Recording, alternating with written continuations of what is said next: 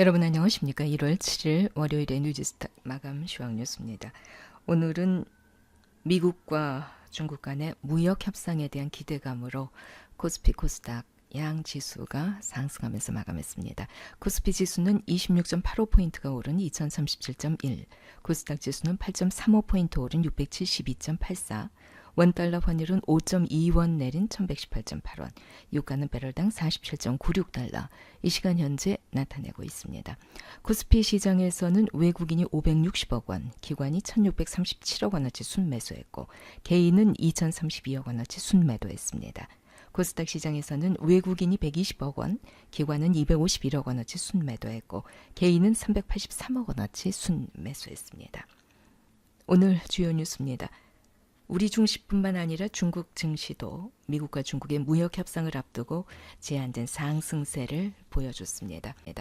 인민은행이 경기 둔화에 대응하기 위해서 올 들어 처음으로 지급 준비를 인하해 유동성 공급에 나섰다는 점도 증시 상승의 요인이 되기도 했습니다. 사우스차이나 모닝포스트지는 이번 차관급 무역 협상이 미중 양측의 이행과 요청 사항을 점검하고 앞으로 협상 로드맵을 제시하는 자리가 될 것이라고 전망하기도 했습니다.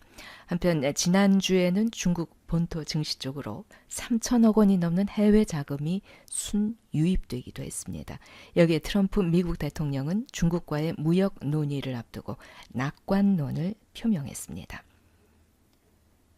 삼성전자 스마트 TV로 애플의 콘텐츠를 즐길 수 있게 됐습니다. 삼성전자가 애플과 협력해서 업계 최초로 스마트 TV에 아이튠즈 무비 앤 TV 쇼와 에어플레이 2를 동시에 탑재한다고 발표했습니다. 아이튠즈가 애플 외의 타사 기기에 탑재되는 것은 이번이 처음입니다. 삼성 스마트 TV를 보유한 전 세계 사용자들은 올 상반기부터 아이튠즈와 에어플레이를 즐길 수 있습니다. 지난해 상반기에 출시된 제품도 소프트웨어 업데이트를 하면 이 기능을 이용할 수 있습니다. 세계 최초로 비트코인을 결제수단으로 인정한 일본이 도쿄 올림픽에 맞춰서 암호화폐 거래 활성화에 적극 나서고 있습니다. 사회 문화 특성상 현금 결제 비중이 높아서 관광 수입 증대나 핀테크 등 신사업 추진에 어려움을 겪고 있는 일본으로서는 이러한 방안을 강구할 수밖에 없습니다. 일본 경제산업성은 지난해 4월 캐시레스 비전이라는 보고서를 마련해서 2025년까지 비현금 결제 비율을 40%까지 끌어올리겠다고 발표했습니다.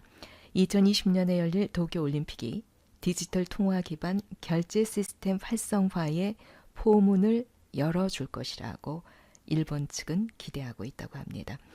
여기에 모바일 결제에 익숙해진 중국인 관광객을 포함해서 다양한 결제 수단을 이용하는 각국의 관광객을 맞이하기 위한 작업에 요즘 일본이 한창이라고 합니다.